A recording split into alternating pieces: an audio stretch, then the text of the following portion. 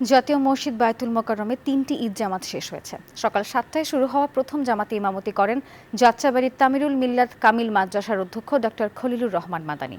মুকাব্বির হিসেবে ছিলেন বায়তুল মোকাররম মসজিদের খাদেম আব্দুল হাদী। ঈদের নামাজে অংশ নিতে ভোর থেকেই ঢাকার বিভিন্ন এলাকা থেকে মানুষ আসতে শুরু করে বায়তুল মোকাররম। পৌনে ৭টার মধ্যে মসজিদ কানায় কানায় পূর্ণ হয়ে যায়। এরপর দ্বিতীয় ও তৃতীয় জামাত অনুষ্ঠিত হয় সকাল ৮টা ও ৯টায়। নামাজ শেষে মোনাজাতে মুসলিম উম্মার জন্য দোয়া কামনা করা হয়। বায়তুল মোকাররমে সকাল পৌনে ১১টায় অনুষ্ঠিত হবে ঈদের শেষ জামাত।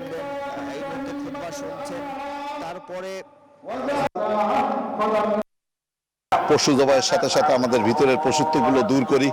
আল্লাহ তাআলা আমাদের সবাইকে সেই তৌফিক দান করুন। আমাদের দেশটা যেন ভালো থাকবে, আল্লাহর কাছেই চেয়েছি। মিলেমিশে শান্তিতে সবাই ঈদ উদযাপন করতে পারে, সবাই যেন ভালো থাকতে পারে এবং দেশ শান্তি থাকতে পারে এবং ফিলিস্তিনি যারা আছে তাদেরকে যেন আল্লাহ রহমত করে। বায়তুল মোকাররমের চতুর্থ জামাতটি শেষ হয়ে গেল। সকাল 10টায় শুরু হয় এই চতুর্থ জামাত। এই চতুর্থ জামাতটি যিনি ইমাম হিসাবে দায়িত্বে ছিলেন জাতীয় ইসলামী ফাউন্ডেশনের মুফতি আব্দুল্লাহ আল মোকাব্বির তিনি ছিলেন এবং এরপরে পঞ্চম জামাত অর্থাৎ সর্বশেষ জামাত অনুষ্ঠিত হবে সকাল 10:45। এখানে ইমামতি করবেন ইসলামিক ফাউন্ডেশনের দ্বীনি দাওয়াত ও সংস্কৃতি বিভাগের ভাষা শিক্ষক মাওলানা মোহাম্মদ নুরুদ্দিন। আপনাদের যেমনটি দেখছেন এই চতুর্থ জামাতেও কিন্তু হাজার হাজার মুসল্লি এখানে উপস্থিত হয়েছেন এবং এর আগে 3টি জামাত অনুষ্ঠিত হয়েছে।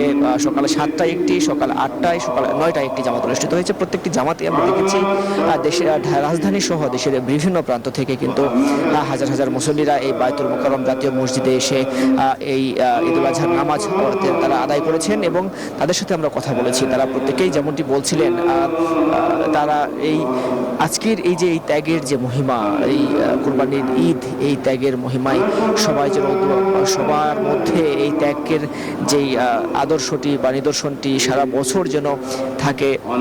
সবাই ভ্রাতৃত্বের বন্ধনে আবদ্ধ হয়ে দেশের সেবায় সবাই যেন নিয়োজিত হয়, এমনটি তারা প্রত্যাশা করছেন। তাদের এই যে এই নামাজে তাদের দোয়া থেকে বাদ যায়নি। এই ফিলিস্তিনে যে হাজার হাজার মানুষকে হত্যা করা হয়েছে বা যারা এখনো চরম কষ্টে দুঃখে দিন কাটাচ্ছেন তাদের জন্য দোয়া করা হয়েছে।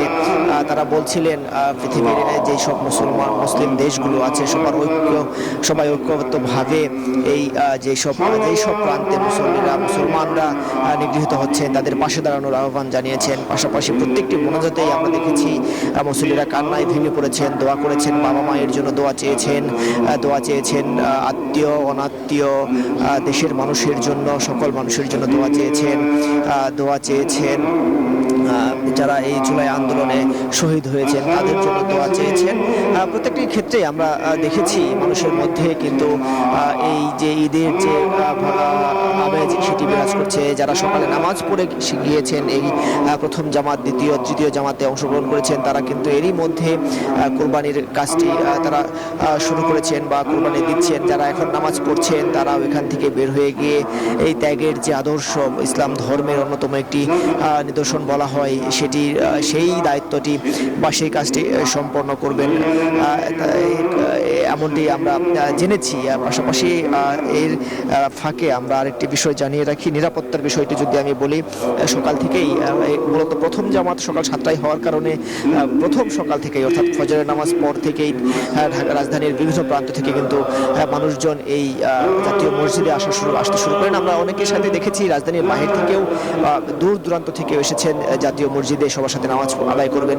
এই জন্য তো যেমনটি বলছিলাম প্রথম সকাল থেকে মানুষজন এই মুসল্লিরা মসজিদে আসতে শুরু করেন। তাদের প্রত্যেককেই কিন্তু কয়েকটি স্তরে তল্লাশি চৌকি পার হয়ে এখানে আসতে হয়েছে নিরাপত্তায়।